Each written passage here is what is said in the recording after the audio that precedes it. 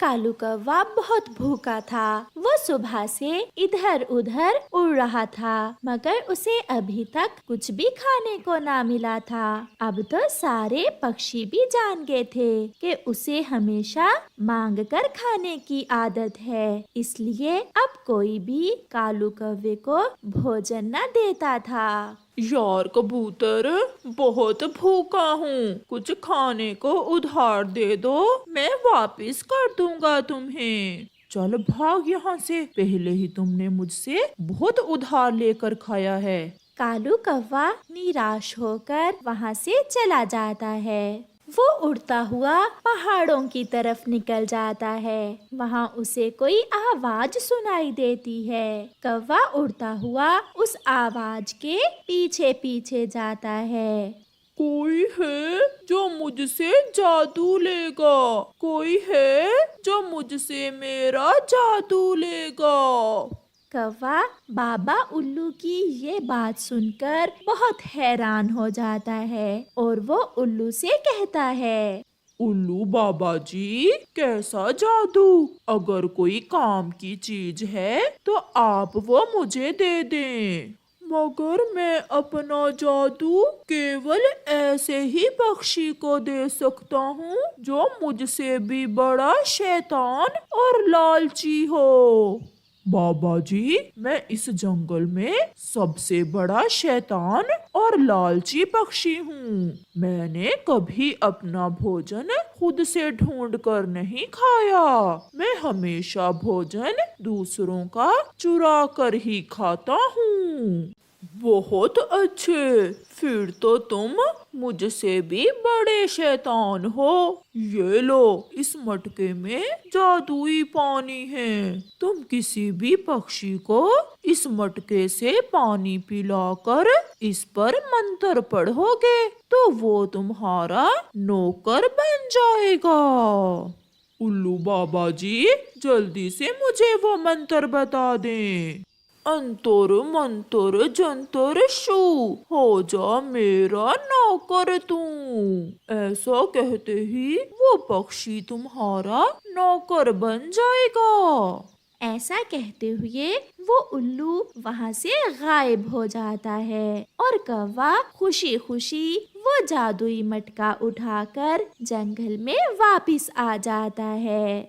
सामने उसे चिड़िया बैठी हुई दिखाई देती है। मैं सबसे पहले अपना ये जादू इस छोटी चिड़िया पर ही आजमाता हूँ। ऐसा सोचते हुए कालू कौवा चिड़िया के पास जाता है और उससे कहता है, चिड़िया चिड़िया, मेरे पास ठंडे झरने का पानी है, क्या तुम पानी पियोगी? ठंडे झरने का पानी तो सभी को पसंद था, इसलिए चिड़िया कौवे से कहती है, हाँ कौवे भैया, मैं तो पहले से ही प्यासी हूँ, मुझे पीना है पानी ठंडे झरने का।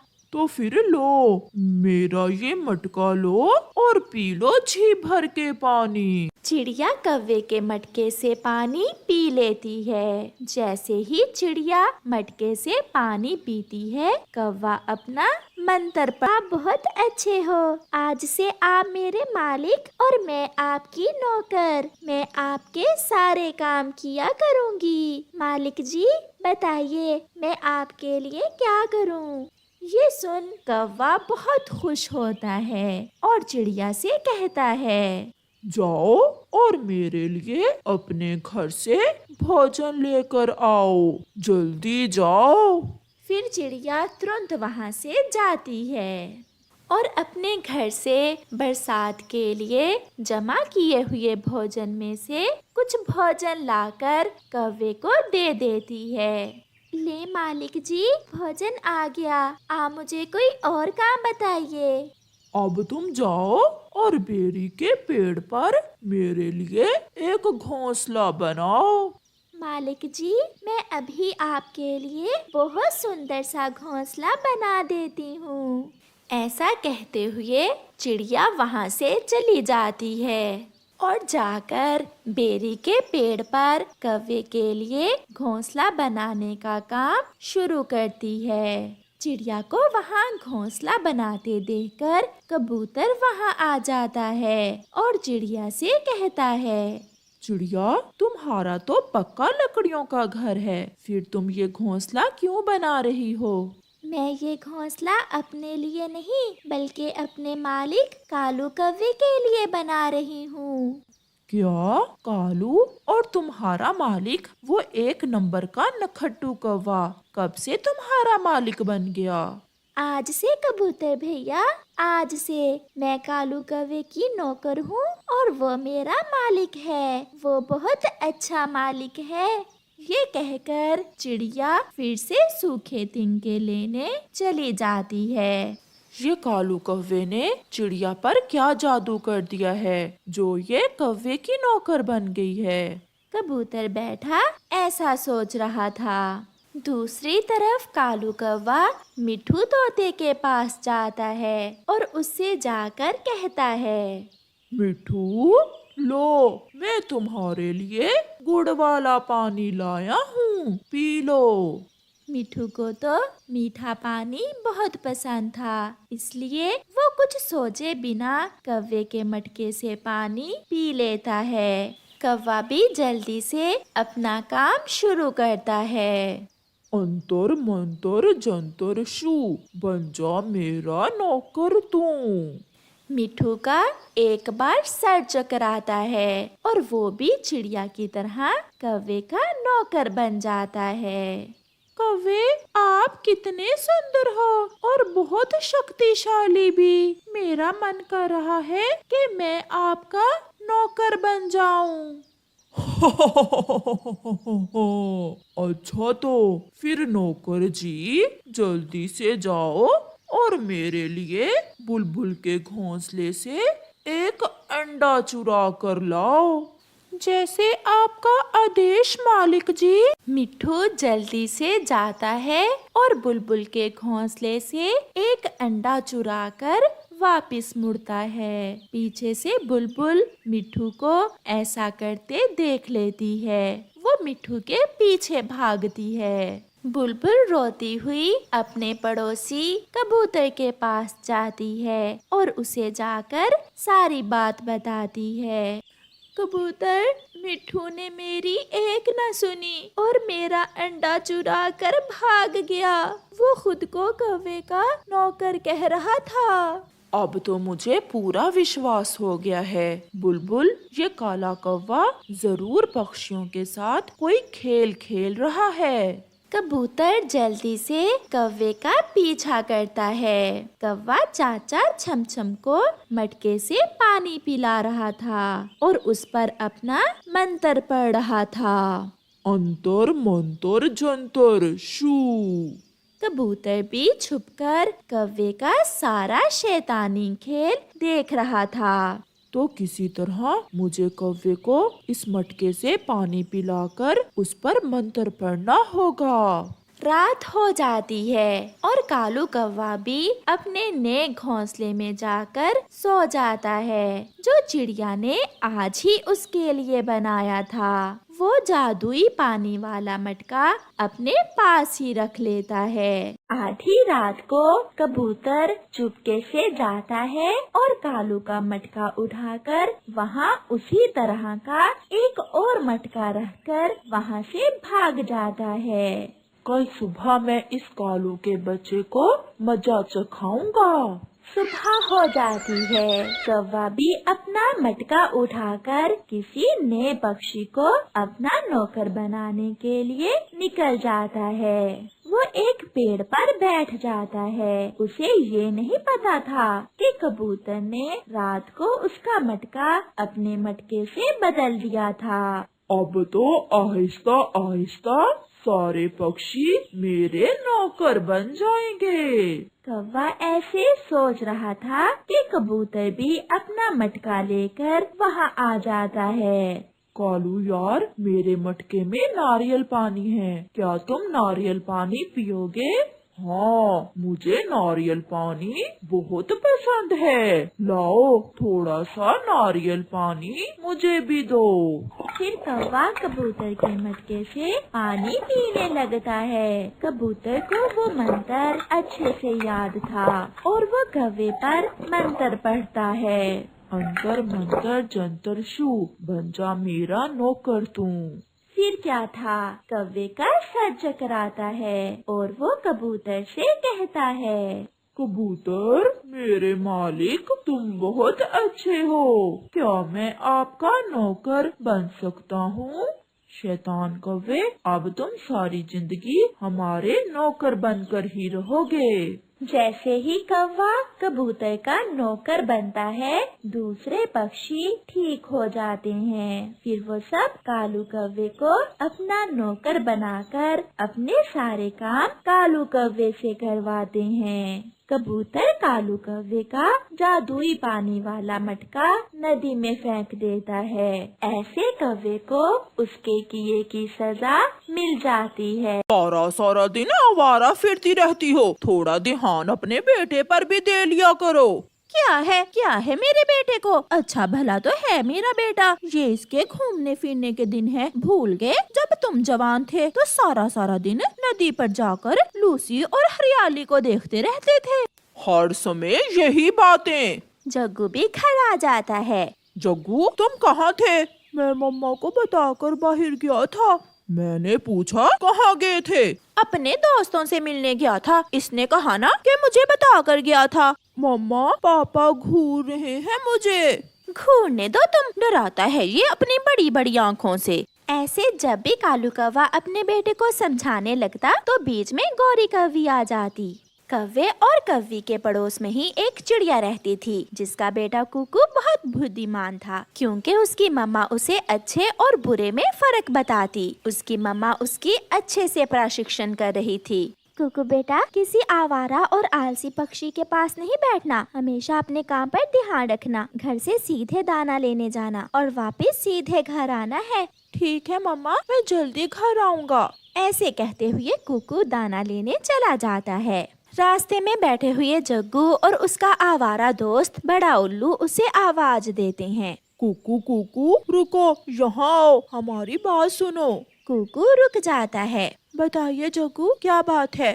कुकू आओ खेलते हैं। नहीं, मुझे मम्मा ने मना किया है। तुम जैसे और तुम्हारे इस आवारा दोस्तों के पास जाने से मुझे मम्मा ने मना किया हुआ है। तुमने मुझे और मेरे दोस्त को आवारा कहा?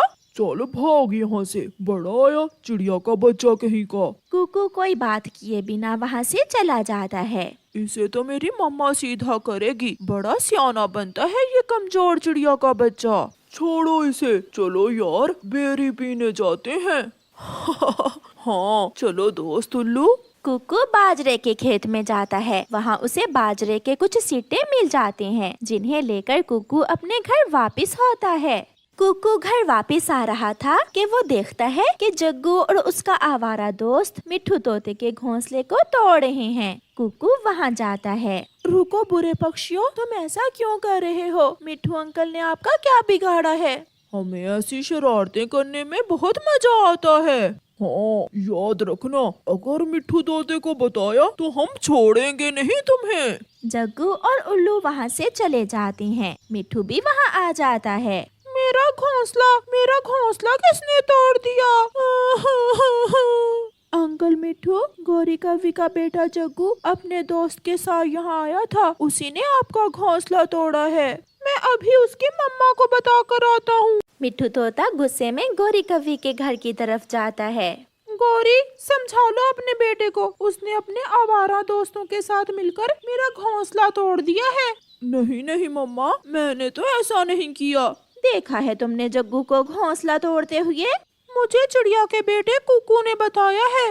तो क्या वो झूठ नहीं बोल सकता?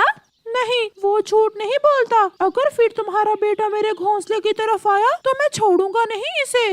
वाह वाह, मैं चुप हूँ तो तुम बढ़ते ही जा रहे हो। जाकर जो करना है कर लो, और उस चिड़िया के बच्चे को तो मैं देख लूंगी। मिट्ठू वहाँ से चला जाता है। मम्मा वो कुकू मुझे आवारा कहता है और आज उसने मिट्ठू से मेरी झूठी शिकायत भी लगाई है। मम्मा वो मुझे बहुत बुरा लगता है। जग्गू बेटा, अब तो वो मुझे भी बुरा लगने लगा है, उसका कुछ ना कुछ तो करना ही होगा मुझे। फिर दूसरे दिन गौरी कौवी अपने बेटे जग्गू से कहती है, जग्गू तुम किसी तरह उस चिड़िया के बच्चे को पहाड़ों पर ले आओ, फिर देखना मैं उसका क्या हाल करती हूँ।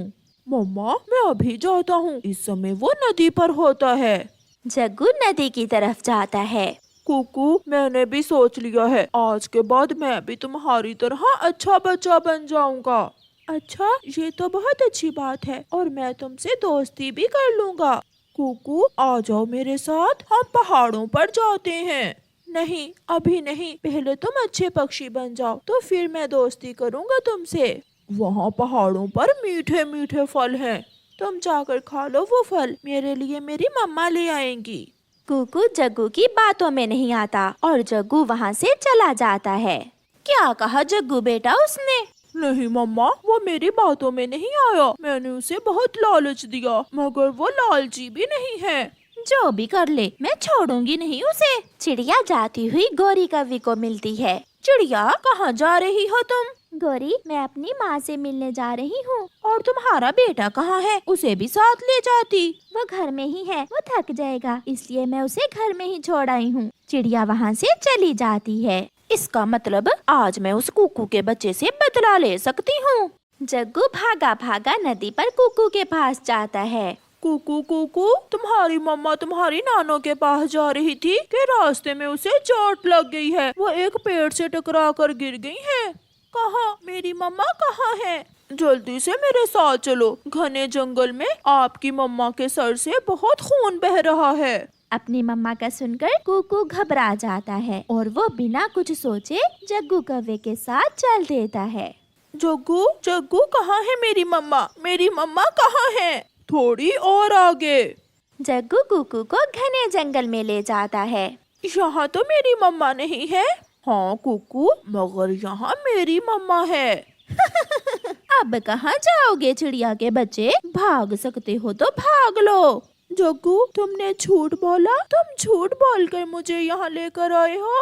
कुकू एक तरफ उड़ता है, वो बहुत तेजी से उड़ता है। जग्गू इसे पकड़ो, मैं आगे से आती हूँ। वो दोनों माँ बेटा कुकू के पीछे लग जाते हैं। उड़ते उड़ते कुकू बहुत थक जाता है। फिर उसे एक जगह झाड़ियाँ नजर आती हैं। कुकू जल्दी से उन झाड़ियों में छुप जाता है। कहाँ गया मम्मा? वो कहाँ गया है?